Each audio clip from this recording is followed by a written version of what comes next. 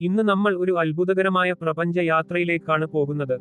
പ്രപഞ്ച വികാസത്തിന്റെ വേഗതയും പ്രകാശത്തിന്റെ വേഗതയും തമ്മിലുള്ള താരതമ്യം നമ്മൾ ഇന്ന് പരിശോധിക്കും. ആകാശത്ത് നോക്കുമ്പോൾ നക്ഷത്രങ്ങളും ഗാലക്സികളും കാണാം. പക്ഷേ അവ എങ്ങനെ രൂപപ്പെട്ടു? പ്രപഞ്ചം എങ്ങനെ വികസിക്കുന്നു? പ്രകാശം എങ്ങനെ ഈ വിശാലമായ പ്രപഞ്ചത്തിൽ സഞ്ചരിക്കുന്നു? ഈ രണ്ട് അത്ഭുതകരമായ പ്രതിഭാസങ്ങളെ നമ്മൾ ഇന്ന് താരതമ്യം ചെയ്യാൻ പോകുന്നു. പ്രപഞ്ചത്തിന്റെ ഉത്ഭവം, വികാസം, പ്രകാശത്തിന്റെ പ്രത്യേകതകൾ, ഈ രണ്ടിന്റെയും താരതമ്യം, ഒപ്പം ശാസ്ത്രത്തിന്റെ പുതിയ കണ്ടെത്തലുകൾ എന്നിവയെല്ലാം വിശദമായി പര്യവേഷണം ചെയ്യാൻ ഈ വീഡിയോയിൽ നമ്മൾ ശ്രമിക്കും. ഒരു കപ്പ് ചായയോ കാപ്പിയോ എടുത്ത് ഈ പ്രപഞ്ച യാത്രയ്ക്ക് തയ്യാറാകൂ, കാരണം ഇത് ഒരു ശാസ്ത്രീയവും ആവേശകരവുമായ അനുഭവമാണ്. ആദ്യം നമ്മൾ പ്രപഞ്ചത്തിന്റെ വികാസത്തെക്കുറിച്ച് സംസാരിക്കാം. ഏകദേശം 1380 കോടി വർഷങ്ങൾക്ക് മുമ്പ് ഒരു വലിയ സ്ഫോടനത്തോടെ പ്രപഞ്ചം ആരംഭിച്ചു. ഈ സ്ഫോടനം ബിഗ് ബാങ് എന്നാണ് അറിയപ്പെടുന്നത്. ഈ സംഭവം പ്രപഞ്ചത്തിന്റെ എല്ലാ ദ്രവ്യവും ഊർജവും സമയവും സ്ഥലവും സൃഷ്ടിച്ചു. ബിഗ് ബാങ്കിന് ശേഷം പ്രപഞ്ചം വികസിക്കാൻ തുടങ്ങി, അതായത് അതിന്റെ വലിപ്പം വർദ്ധിച്ചു. ഈ വികാസം ഇന്നും തുടരുന്നു. പ്രപഞ്ചത്തിന്റെ വികാസം ഒരു ബലൂൺ പോലെയാണ്. ഒരു ബലൂൺ ഊതുമ്പോൾ അതിലെ പുള്ളികൾ പരസ്പരം അകലുന്നതുപോലെ പ്രപഞ്ചത്തിലെ ഗാലക്സികൾ പരസ്പരം അകലുകയാണ്. ഈ വികാസത്തിന്റെ വേഗത ഹബിൾ നിയതാങ്കം എന്നാണ് അറിയപ്പെടുന്നത്. ഹബിൾ നിയതാങ്കം ഒരു ഗാലക്സിയുടെ ദൂരവും അതിന്റെ വേഗതയും തമ്മിലുള്ള അനുപാതമാണ്.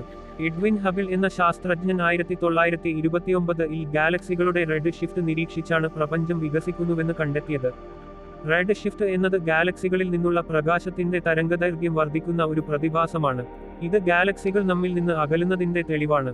ഇനി പ്രകാശത്തിന്റെ വേഗതയെക്കുറിച്ച് നോക്കാം. പ്രകാശം ശൂന്യതയിൽ സെക്കൻഡിൽ 2,99,792 കിലോമീറ്റർ വേഗതയിൽ സഞ്ചരിക്കുന്നു. ഈ വേഗത പ്രപഞ്ചത്തിലെ ഏറ്റവും വലിയ വേഗതയാണ്. ഇതിനേക്കാൾ വേഗത്തിൽ ഒന്നും സഞ്ചരിക്കാൻ കഴിയില്ല എന്ന് ആൽബർട്ട് ഐൻസ്റ്റീന്റെ ആപേക്ഷികതാ സിദ്ധാന്തം വ്യക്തമാക്കുന്നു. പ്രകാശത്തിന്റെ വേഗത ഒരു പ്രപഞ്ച നിയതാങ്കമാണ്.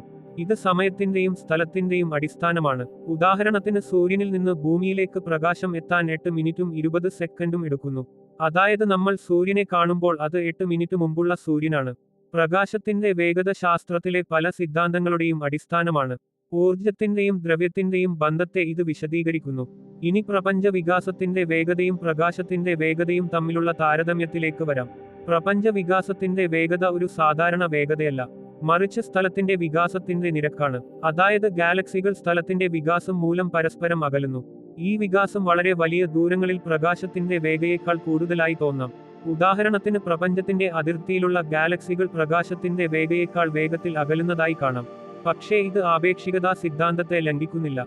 കാരണം ഗാലക്സികൾ സ്ഥലത്തിലൂടെ സഞ്ചരിക്കുന്നില്ല, മറിച്ച് സ്ഥലം തന്നെ വികസിക്കുകയാണ്. ഗാലക്സികൾ അവയുടെ സ്ഥാനത്ത് തന്നെ നിൽക്കുന്നു, പക്ഷേ അവക്കിടയിലുള്ള സ്ഥലം വർദ്ധിക്കുന്നു. ഈ ആശയം ഒരു ബലൂൺ ഉപയോഗിച്ച് എളുപ്പത്തിൽ വിശദീകരിക്കാം. ഒരു ബലൂണിൽ ചില പുള്ളികൾ വരച്ച് അത് ഊതുമ്പോൾ പുള്ളികൾ പരസ്പരം അകലുന്നു, പക്ഷേ പുള്ളികൾ ചലിക്കുന്നില്ല, മറിച്ച് ബലൂണിന്റെ ഉപരിതലം വികസിക്കുകയാണ്. അതുപോലെ പ്രപഞ്ചത്തിൽ ഗാലക്സികൾ സ്ഥലത്തിന്റെ വികാസം മൂലം അകലുന്നു. ഈ വികാസം പ്രകാശത്തിന്റെ വേഗതയേക്കാൾ കൂടുതലായി തോന്നാം, പക്ഷേ അത് സ്ഥലത്തിന്റെ വികാസമാണ്, ഒരു വസ്തുവിന്റെ ചലനമല്ല. അതിനാൽ ആപേക്ഷികതാ സിദ്ധാന്തം ഈ സാഹചര്യത്തിൽ ലംഘിക്കപ്പെടുന്നില്ല.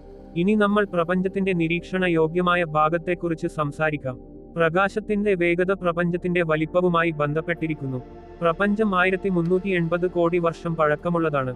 അതായത് പ്രകാശം ആ സമയത്ത് സഞ്ചരിച്ച ദൂരം ഏകദേശം 1380 കോടി പ്രകാശവർഷമാണ്. പക്ഷേ പ്രപഞ്ചത്തിന്റെ വികാസം കാരണം നിരീക്ഷണ യോഗ്യമായ പ്രപഞ്ചത്തിന്റെ വലിപ്പം ഏകദേശം 9300 കോടി പ്രകാശവർഷമാണ്. ഇത് പ്രകാശത്തിന്റെ വേഗതയും പ്രപഞ്ച വികാസവും തമ്മിലുള്ള ബന്ധത്തെ വ്യക്തമാക്കുന്നു. പ്രപഞ്ചത്തിന്റെ വികാസം നമ്മൾ കാണുന്ന ദൂരത്തെ വർദ്ധിപ്പിക്കുന്നു, കാരണം ദൂരെയുള്ള ഗാലക്സികളിൽ നിന്നുള്ള പ്രകാശം നമ്മിലേക്ക് എത്താൻ കൂടുതൽ സമയം എടുക്കുന്നു. അതേസമയം അവ അകലുകയും ചെയ്യുന്നു. ഇതിനു പുറമെ പ്രപഞ്ചത്തിന്റെ വികാസം ഡാർക്ക് എനർജി എന്ന ഒരു നിഗൂഢ ഊർജ്ജത്താൽ ത്വരിതപ്പെടുത്തപ്പെടുന്നു.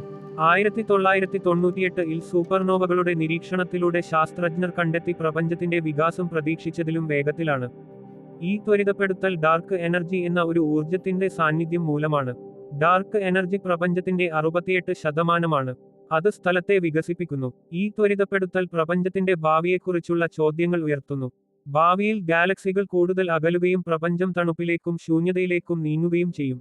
ഇപ്പോൾ ചില സാധാരണ തെറ്റിദ്ധാരണകളെക്കുറിച്ച് സംസാരിക്കാം. ചിലർ ചിന്തിക്കുന്നത് പ്രപഞ്ചത്തിന്റെ വികാസം എല്ലാം വലുതാകുന്നു എന്നാണ്. അതായത് നക്ഷത്രങ്ങൾ, ഗ്രഹങ്ങൾ പോലും വലുതാകുന്നു. പക്ഷേ അത് ശരിയല്ല. പ്രപഞ്ച വികാസം വലിയ ദൂരങ്ങളിൽ മാത്രമാണ് സംഭവിക്കുന്നത്, അതായത് ഗാലക്സി ക്ലസ്റ്ററുകൾ തമ്മിലുള്ള ദൂരങ്ങളിൽ. ചെറിയ ദൂരങ്ങളിൽ ഗുരുത്വാകർഷണം വസ്തുക്കളെ ഒരുമിച്ച് നിർത്തുന്നു. ഉദാഹരണത്തിന് നമ്മുടെ സൗരയൂഥത്തിൽ ഗ്രഹങ്ങൾ സൂര്യനെ ചുറ്റുന്നു. അവക്കിടയിലുള്ള ദൂരം വർദ്ധിക്കുന്നില്ല. അതുപോലെ നമ്മുടെ ശരീരത്തിലെ ആറ്റങ്ങളും മോളിക്യൂളുകളും ഗുരുത്വാകർഷണവും മറ്റ് ശക്തികളും കൊണ്ട് ഒരുമിച്ച് നിൽക്കുന്നു. അതിനാൽ പ്രപഞ്ച വികാസം ചെറിയ സ്കെയിലുകളെ ബാധിക്കുന്നില്ല. മറ്റൊരു തെറ്റിദ്ധാരണ പ്രകാശത്തിന്റെ വേഗത പ്രപഞ്ചത്തിലെ ഏറ്റവും വലിയ വേഗതയാണ് എന്നതാണ്. അതിനാൽ ഒന്നും അതിനേക്കാൾ വേഗത്തിൽ സഞ്ചരിക്കാൻ കഴിയില്ല എന്ന് പലരും കരുതുന്നു. പക്ഷേ പ്രപഞ്ച വികാസം ഈ നിയമത്തെ ലംഘിക്കുന്നില്ല. കാരണം അത് വസ്തുക്കളുടെ ചലനമല്ല, മറിച്ച് സ്ഥലത്തിന്റെ വികാസമാണ്. ഗാലക്സികൾ സ്ഥലത്തിലൂടെ സഞ്ചരിക്കുന്നില്ല, മറിച്ച് സ്ഥലം തന്നെ വികസിക്കുകയാണ്. അതിനാൽ ദൂരെയുള്ള ഗാലക്സികൾ പ്രകാശത്തിന്റെ വേഗതയേക്കാൾ വേഗത്തിൽ അകലുന്നതായി തോന്നാം. പക്ഷേ അത് ആപേക്ഷികതാ സിദ്ധാന്തത്തിന് വിരുദ്ധമല്ല. പ്രകാശത്തിന്റെ വേഗത പ്രപഞ്ചത്തിന്റെ വലിപ്പവുമായി ബന്ധപ്പെട്ടിരിക്കുന്നു. പ്രകാശം ഒരു നിശ്ചിത വേഗതയിൽ സഞ്ചരിക്കുന്നതിനാൽ നമ്മൾ ദൂരെയുള്ള ഗാലക്സികളിൽ നിന്നുള്ള പ്രകാശം കാണുമ്പോൾ അത് അവയുടെ ഭൂതകാലത്തെ കാണിക്കുന്നു. ഉദാഹരണത്തിന് ഒരു ഗാലക്സി 1000 കോടി പ്രകാശവർഷം അകലെയാണെങ്കിൽ നമ്മൾ അതിനെ കാണുമ്പോൾ അത് 1000 കോടി വർഷം മുമ്പുള്ള അവസ്ഥയിലാണ്. അതിനാൽ പ്രപഞ്ചത്തിന്റെ വികാസം നമ്മൾ കാണുന്ന ചിത്രത്തെ ബാധിക്കുന്നു. ഇനി നമ്മൾ ഒരു ചെറിയ ചിന്താപരീക്ഷണം നടത്താം. പ്രകാശത്തിന്റെ വേഗതയിൽ സഞ്ചരിക്കുന്നത് എന്തായിരിക്കും എന്ന് സങ്കല്പിച്ചു നോക്കൂ. ഐൻസ്റ്റീന്റെ ആപേക്ഷികതാ സിദ്ധാന്തം പറയുന്നത് പ്രകാശത്തിന്റെ വേഗതയിൽ സഞ്ചരിക്കുന്ന ഒരു വസ്തുവിന് സമയം നിന്നുപോകുമെന്നാണ്. പക്ഷേ ഒരു മനുഷ്യനോ വസ്തുവിനോ അത് സാധ്യമല്ല. കാരണം അതിന് അനന്തമായ ഊർജം ആവശ്യമാണ്. എന്നാൽ ഈ ചിന്താപരീക്ഷണം പ്രകാശത്തിന്റെ വേഗതയുടെ പ്രത്യേകതയെ മനസ്സിലാക്കാൻ നമ്മെ സഹായിക്കുന്നു. പ്രപഞ്ച വികാസത്തിന്റെ വേഗതയും പ്രകാശത്തിന്റെ വേഗതയും തമ്മിലുള്ള ഈ താരതമ്യം ശാസ്ത്രത്തിന്റെ ഒരു അത്ഭുതകരമായ വശമാണ്. പ്രകാശത്തിന്റെ വേഗത ഒരു നിശ്ചിത മൂല്യമാണ്. പക്ഷേ പ്രപഞ്ച വികാസം സ്ഥലത്തിന്റെ വികാസത്തിന്റെ നിരക്കാണ്. വലിയ ദൂരങ്ങളിൽ ഈ വികാസം പ്രകാശത്തിന്റെ വേഗതയേക്കാൾ കൂടുതലായി തോന്നാം. പക്ഷേ അത് ഒരു വസ്തുവിന്റെ ചലനമല്ല. ഈ വ്യത്യാസം മനസ്സിലാക്കുന്നത് പ്രധാനമാണ്. ഇനി നമ്മൾ ഒരു ഉപമ ഉപയോഗിച്ച് ഇത് കൂടുതൽ വ്യക്തമാക്കാം. ഒരു റോഡിൽ ഒരു കാർ സഞ്ചരിക്കുന്നതുപോലെയല്ല പ്രപഞ്ച വികാസം, മറിച്ച് റോഡ് തന്നെ നീളുന്നതുപോലെയാണ്. കാറുകൾ റോഡിൽ നിന്ന് ചലിക്കുന്നില്ല, പക്ഷേ റോഡ് നീളുന്നതിനാൽ അവ പരസ്പരം അകലുന്നു. അതുപോലെ ഗാലക്സികൾ സ്ഥലത്തിലൂടെ ചലിക്കുന്നില്ല, സ്ഥലം തന്നെ വികസിക്കുന്നു. പ്രപഞ്ചത്തിന്റെ വികാസം നമ്മുടെ ഭാവനയെ വെല്ലുവിളിക്കുന്ന ഒരു ആശയമാണ്. 1380 കോടി വർഷങ്ങൾക്ക് മുമ്പ് ഒരു ചെറിയ ബിന്ദുവിൽ നിന്ന് ആരംഭിച്ച പ്രപഞ്ചം ഇന്ന് ഈ വലിപ്പത്തിൽ എത്തിയിരിക്കുന്നു. ഈ വികാസം ഒരു നിമിഷം പോലും നിന്നിട്ടില്ല. ശാസ്ത്രജ്ഞർ ഈ വികാസത്തിന്റെ നിരക്ക് അളക്കാൻ ഹബിൾ നിയതാങ്കം ഉപയോഗിക്കുന്നു. ഈ നിയതാങ്കം സമയത്തിനനുസരിച്ച് മാറാം എന്നും പഠനങ്ങൾ സൂചിപ്പിക്കുന്നു. ഡാർക്ക് എനർജിയുടെ കണ്ടെത്തൽ പ്രപഞ്ച വികാസത്തെക്കുറിച്ചുള്ള നമ്മുടെ ധാരണയെ മാറ്റിമറിച്ചു. മുമ്പ് ശാസ്ത്രജ്ഞർ കരുതിയിരുന്നത് പ്രപഞ്ചത്തിന്റെ വികാസം ഒരു ദിവസം മന്ദഗതിയിലാകുമെന്നാണ്. പക്ഷേ സൂപ്പർനോവകളുടെ നിരീക്ഷണം കാണിച്ചത് വികാസം ത്വരിതപ്പെടുകയാണെന്നാണ്. ഡാർക്ക് എനർജി ഈ ത്വരിതപ്പെടുത്തലിന് കാരണമാണ്. ഇത് പ്രപഞ്ചത്തിന്റെ ഭാവിയെക്കുറിച്ചുള്ള പുതിയ ചോദ്യങ്ങൾ ഉയർത്തുന്നു. നമ്മൾ ഇപ്പോൾ ഒരു സങ്കല്പത്തിലേക്ക് പോകാം. ഒരു ദൂരെയുള്ള ഗാലക്സിയിൽ നിന്ന് നമ്മൾ പ്രപഞ്ച വികാസം നിരീക്ഷിക്കുന്നത് എന്തായിരിക്കും? ആ ഗാലക്സിയിൽ നിന്ന് നോക്കുമ്പോൾ നമ്മുടെ ഗാലക്സി അവരിൽ നിന്ന് അകലുന്നതായി തോന്നും. ഈ അകലം കൂടുന്നതിനനുസരിച്ച് പ്രകാശം നമ്മിലേക്ക് എത്താൻ കൂടുതൽ സമയമെടുക്കും. ഒരു ഘട്ടത്തിൽ ആ ഗാലക്സി നമ്മുടെ നിരീക്ഷണ യോഗ്യമായ പ്രപഞ്ചത്തിന്റെ അതിർത്തി കടക്കും.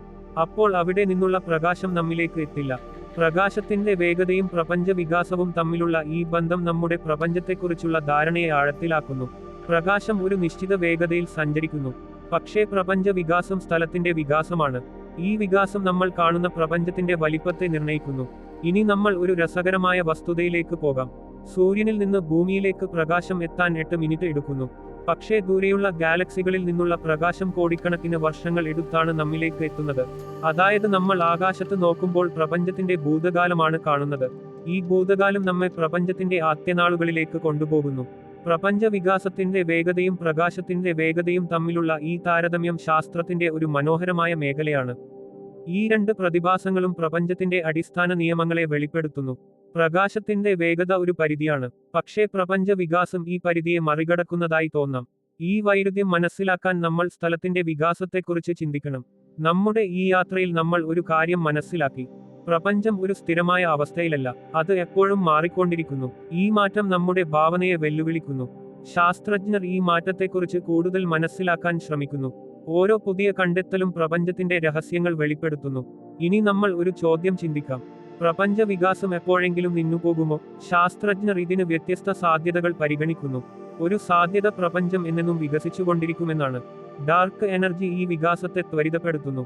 മറ്റൊരു സാധ്യത പ്രപഞ്ചം ഒരു ഘട്ടത്തിൽ സങ്കോചിക്കാൻ തുടങ്ങുമെന്നാണ്. പക്ഷേ ഇപ്പോഴത്തെ നിരീക്ഷണങ്ങൾ കാണിക്കുന്നത് വികാസം തുടരുകയാണെന്നാണ്. പ്രകാശത്തിന്റെ വേഗതയും പ്രപഞ്ച വികാസവും തമ്മിലുള്ള ഈ ബന്ധം നമ്മുടെ പ്രപഞ്ചത്തിന്റെ സ്വഭാവത്തെ വെളിപ്പെടുത്തുന്നു.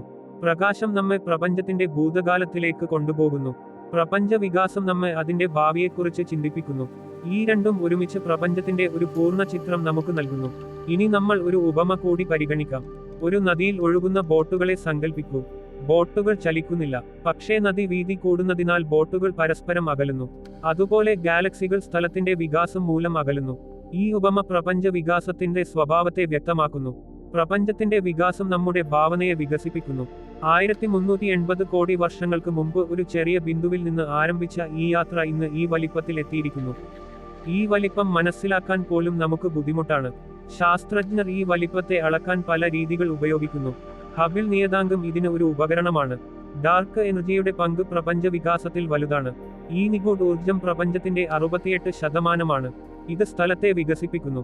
ഡാർക്ക് എനർജി ഇല്ലെങ്കിൽ പ്രപഞ്ചത്തിന്റെ വികാസം മന്ദഗതിയിലാകുമായിരുന്നു. ഈ കണ്ടെത്തൽ ശാസ്ത്രത്തിൽ ഒരു വലിയ മാറ്റമുണ്ടാക്കി. നമ്മുടെ ഈ യാത്രയിൽ നമ്മൾ ഒരു കാര്യം കൂടി മനസ്സിലാക്കണം. പ്രപഞ്ച വികാസം ഒരു തുടർച്ചയായ പ്രക്രിയയാണ്. ഓരോ നിമിഷവും പ്രപഞ്ചം വികസിക്കുന്നു. ഈ വികാസം നമ്മുടെ ഗാലക്സിയെയും ബാധിക്കുന്നു. പക്ഷേ ഗുരുത്വാകർഷണം നമ്മുടെ ഗാലക്സിയെ ഒരുമിച്ച് നിർത്തുന്നു. പ്രകാശത്തിന്റെ വേഗത ഒരു അത്ഭുതമാണ്. ഈ വേഗതയിൽ സഞ്ചരിക്കുന്ന പ്രകാശം നമ്മെ പ്രപഞ്ചത്തിന്റെ ദൂരങ്ങളിലേക്ക് കൊണ്ടുപോകുന്നു. ഈ ദൂരങ്ങൾ അളക്കാൻ നമ്മൾ പ്രകാശവർഷം എന്ന ഏകകം ഉപയോഗിക്കുന്നു. ഒരു പ്രകാശവർഷം എന്നത് പ്രകാശം ഒരു വർഷം കൊണ്ട് സഞ്ചരിക്കുന്ന ദൂരമാണ്. പ്രപഞ്ച വികാസവും പ്രകാശത്തിന്റെ വേഗതയും തമ്മിലുള്ള ഈ ബന്ധം ശാസ്ത്രത്തിന്റെ ഒരു മനോഹരമായ വശമാണ്. ഈ രണ്ട് പ്രതിഭാസങ്ങളും നമ്മുടെ പ്രപഞ്ചത്തെ മനസ്സിലാക്കാൻ നമ്മെ സഹായിക്കുന്നു. പ്രകാശം ഒരു നിശ്ചിത വേഗതയിൽ സഞ്ചരിക്കുന്നു, പക്ഷേ പ്രപഞ്ച വികാസം സ്ഥലത്തിന്റെ വികാസമാണ്. ഈ വ്യത്യാസം നമ്മുടെ ധാരണയെ ആഴത്തിലാക്കുന്നു. ഈ വീഡിയോ ഇഷ്ടപ്പെട്ടെങ്കിൽ ലൈക്ക് ചെയ്യാനും സബ്സ്ക്രൈബ് ചെയ്യാനും മറക്കരുത്.